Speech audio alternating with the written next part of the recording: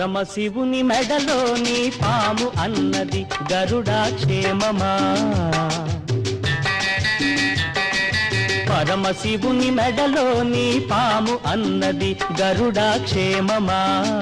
శివుని మెడలో ఉన్నంత వరకు క్షేమమే సుమ అన్నాడు గరుడు. నవ్వుకున్నాడు శివుడు.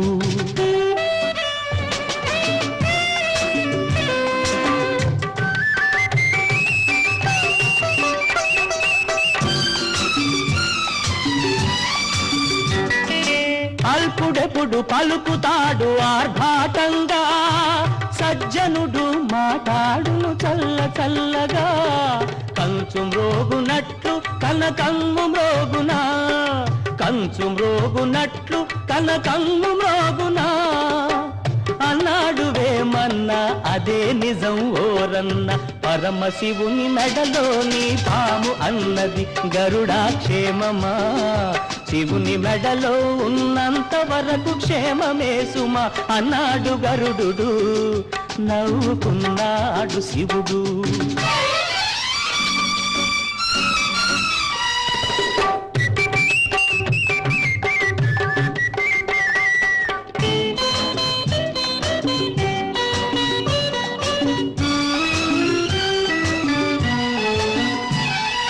కమలాలే నీటి నుండి తొలగిపోతే ఆ కమలాపుని కిరణాలకు కమిలిపోతాయిలే.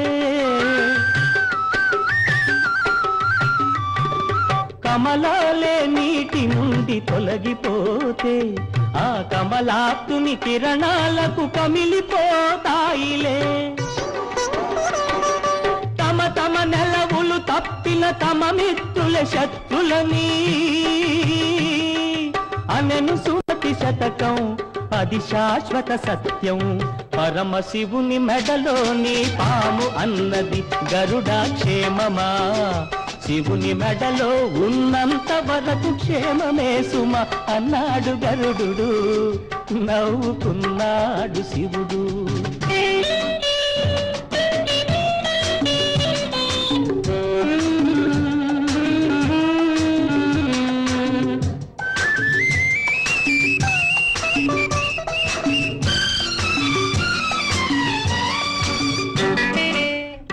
కళ్ళు చూసేది ఒకే చూపు, రెండు కాళ్ళు నడిచేది ఒకే వైపు. రెండు కళ్ళు చూసేది ఒకే చూపు, రెండు కాళ్ళు నడిచేది ఒకే వైపు. ఆ కళ్ళు రెండు కలహమాడుకుంటే, ఆ కాళ్ళు రెండు కలిసి నడవకుంటే ఇంకెక్కడి దృశ్యం, ఇంకెక్కడి గమ్యం, ఇంకెక్కడి దృశ్యం, ఇంకెక్కడి గమ్యం అన్నది ఈ కవి హృదయం. అది తెలుసుకుంటే అభ్యుదయం. పరమశివుని మెడలోని పాము అన్నది గరుడాక్షేమమా. శివుని మెడలో ఉన్నంత వరకు క్షేమమే సుమ అన్నాడు గరుడు. నవ్వుకున్నాడు శివుడు.